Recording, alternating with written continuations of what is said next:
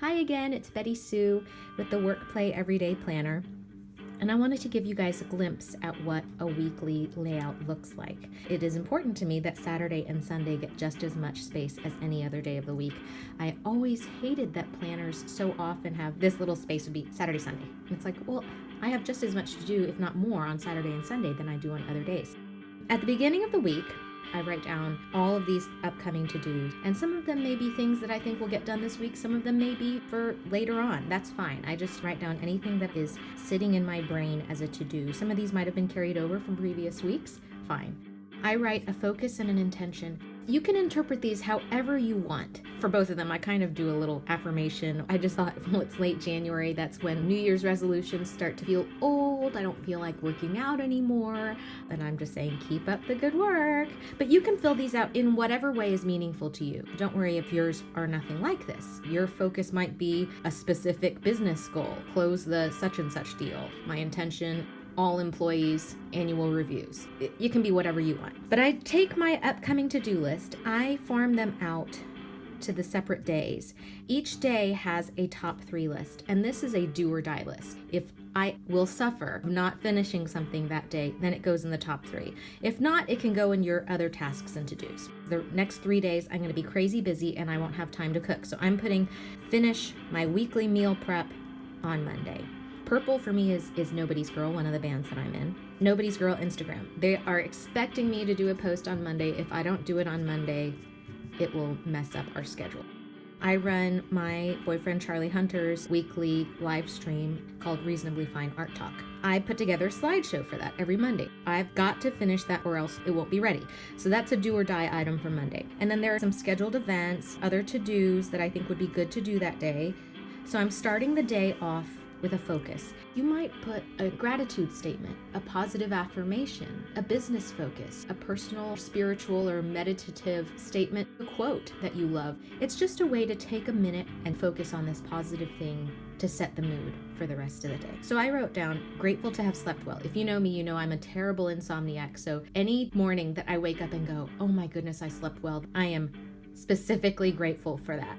So I put a little affirmation. Keeping up with finances will pay off at tax time. I told you about my top 3. The prize. I think it's great to dangle a little carrot for yourself for if you finish your top 3 tasks. So I put, if I finished my 3 tasks, then I would have an online game night.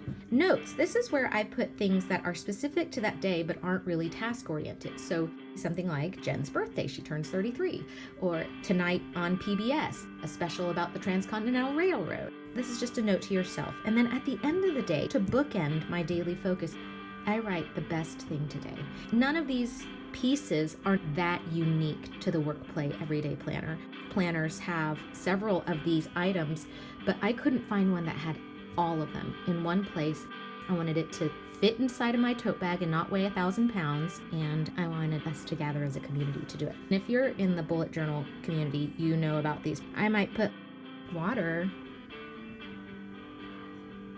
If I want to drink 8 glasses of water a day, and let's say I actually did that Monday, so I'm going to color that in. You might have meditation, working out, your medications, whatever it is that you want to keep track of and encourage yourself to do. This is like giving yourself gold stars. Then I have a place where you review for the week. And I might fill this out as I go along. Let's say I did the Instagram post and it just blows up. People are like, oh my gosh, I love this. Instagram success. Comments on Instagram, very encouraged. Keep a little running list of wins, of memories, of things that were good this week, or things that you're reviewing, like was not a good plan to do such and such. And then I have a little section down here that's do more of or do less of. One of the greatest things that we can have in a planner is not just all the things that we feel like we have to do, but an evaluation of the things that we can cut out of our lives, the things that we can stop pressuring ourselves to do. Maybe that Instagram post didn't go well, and maybe the review here ends up being, I really don't like being responsible for social media. So maybe do less social media - delegate this to another band member. You may have different things in your life, but that's how to use that area. There's always a little mini month that has this week highlighted and next month at a glance. And then the creative task for this week is create a self-portrait. Draw, sculpt, paint, whatever you like. I might have a mirror in front of me and just do a little self-portrait of... You might use this space, you might use some blank pages on upcoming pages. And then there's a go further, make a synecdoche or metonymy self-portrait. In other words, draw something that symbolizes you or draw a part of you that represents the whole of who you are. So there's always one that's a basic creative or self-introspective, self-improvement type task, and then there's a go further option if you want to do that. There's place to record your progress on goals, priorities that you have this week. That's a little peek into what a week looks like. Obviously these are loose leaf and printed a little bit smaller because I'm waiting for the finals from the printer. Okay, see y'all soon.